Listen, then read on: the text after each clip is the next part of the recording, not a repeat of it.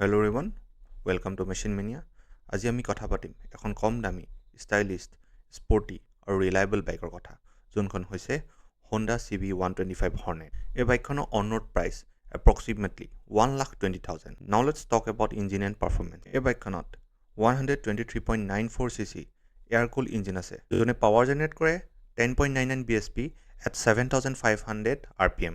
আৰু টৰ্ক আছে 11.2 Newton metre at 6,000 rpm. ইয়াত 5 স্পীড মেনুৱেল গিয়াৰবক্স আছে আৰু কমফৰ্টৰ কাৰণে আপসাইড ডাউন টেলিস্কোপিক সাসপেনশন ফ্ৰণ্টত আৰু ৰিয়েৰত 5 ষ্টেপ এডজাষ্টেবল মনোক্সক সাসপেনশন আছে। এই বাইকখনত fully digital instrument cluster use কৰিছে, প্লাছ LED লাইট ইউজ কৰিছে, which gives premium feel and better visibility. এতিয়া মাইলেজৰ কথা পাতোঁ।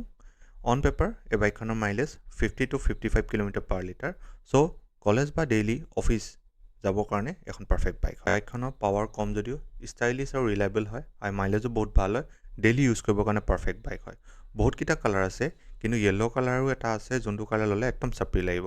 চ' কোনোবা যদি চাপৰি হয় য়েল্ল' কালাৰ ল'ব পাৰা, আৰু যদি নহয় য়েল্ল' কালাৰটো এভইড কৰিবা। এনেকুৱা ভিডিঅ' যদি আগলৈ চাব বিচাৰা পেজখন ফ'ল' কৰিবা আৰু ভিডিঅ'টো লাইক কৰিবা। ধন্যবাদ।